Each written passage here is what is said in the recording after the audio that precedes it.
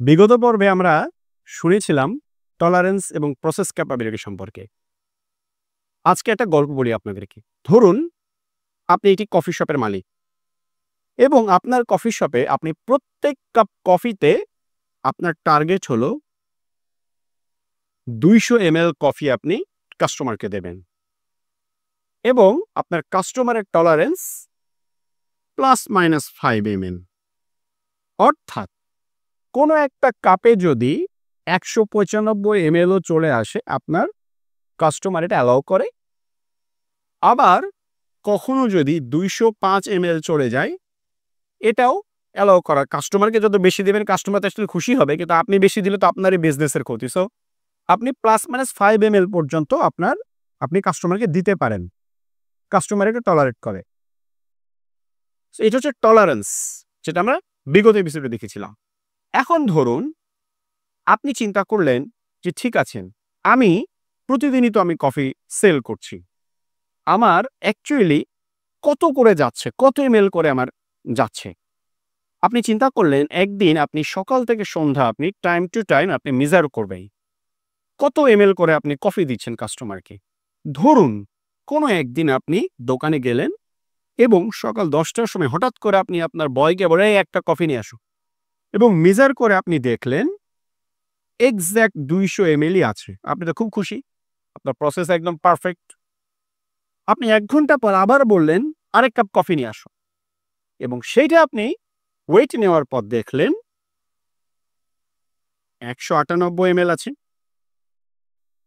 আপনার কাস্টমারের রেঞ্জের মধ্যেই আছে। আপনি 1 ঘন্টা পর 12টার সময় আরেক কাপ কফি নিয়ে আসলেন এবং সেইটা আপনি দেখলেন যে 203 ml আছে। ঠিক আছে, আপনি বিকালবেলা 4টার সময় আপনি আরেক কাপ কফি নিয়ে আসলেন এবং সেটা আপনি দেখলেন 201 ml আছে।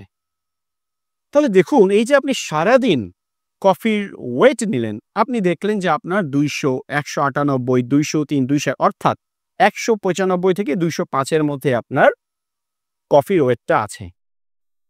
এটা হলো সিনারিও 1।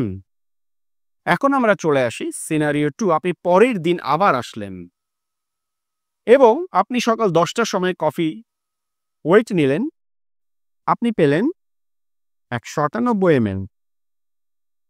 1 ঘন্টা পর 11টার সময় আপনি পুনরায় কফির ওয়েট নিলেন, সেখানে হঠাৎ করে আপনি দেখলেন আপনার কফির ওয়েট হয়ে গেছে 210 ml। অনেক বেশি কফি চলে গেছে। আপনি খুব কনসার্ন হয়ে গেলেন। আপনি তাড়াহুড়া করে 11:30টায় আরেক কাপ কফির ওয়েট নিলেন, সেখানে আপনি দেখলেন আপনার কফির ওয়েট হয়ে গেছে 190 ml। অর্থাৎ কাস্টমারকে আপনি যতটুকু কম পর্যন্ত দিতে পারবেন তার চেয়েও কম চলে যাচ্ছে, যতটুকু বেশি আপনি দিতে পারবেন তার চেয়েও বেশি চলে যাচ্ছে।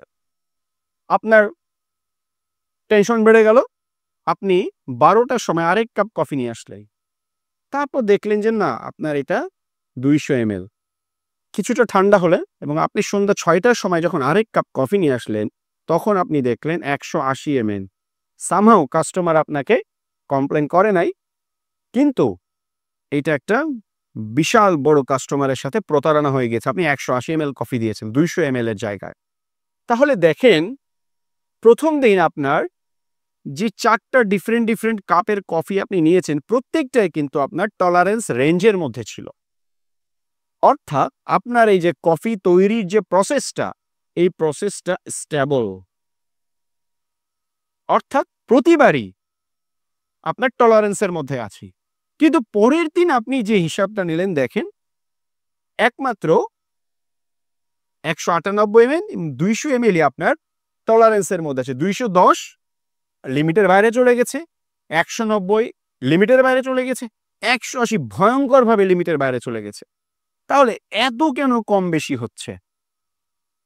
198, 180, 210, তার মানে কোথাও না কোথাও একটা সমস্যা হচ্ছে এবং এই প্রসেসটা হচ্ছে আনস্টেবল।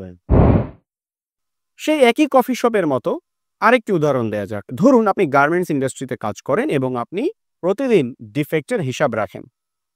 মাসের 10 তারিখে আপনি ডিফেক্ট পেলেন 5%, 11 তারিখে আপনি ডিফেক্ট পেলেন 7%, 12 তারিখে গিয়ে আপনি ডিফেক্ট পেলেন 4%। তাহলে আমরা বুঝতে পারছি আপনার ডিফেক্ট ভ্যারিয়েশনটা খুব কাছাকাছি রেঞ্জের মধ্যে আছে। অর্থাৎ অনুমান করা যাচ্ছে আপনার প্রসেসটা স্টেবল।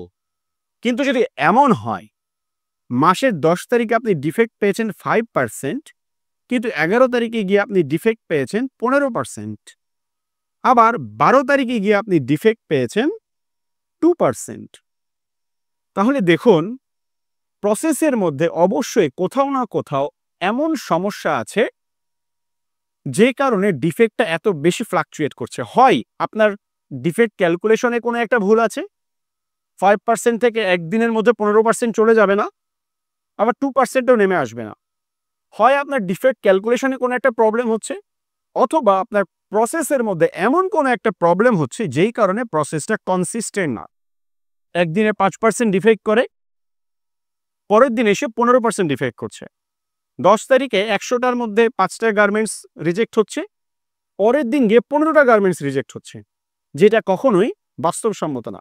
অর্থাৎ আপনার প্রসেসটা আনস্টেবল। এটাকেই বলা হচ্ছে প্রসেস স্ট্যাবিলিটি। আশা করছি কনসেপ্টটা ক্লিয়ার হয়েছে আপনাদের কাছে। এই টপিকটি নিয়ে আপনার কোনো মন্তব্য অথবা প্রশ্ন থাকলে নির্দ্বিধায় জানান কমেন্ট বক্সে, আমরা উত্তর দেওয়ার চেষ্টা করব।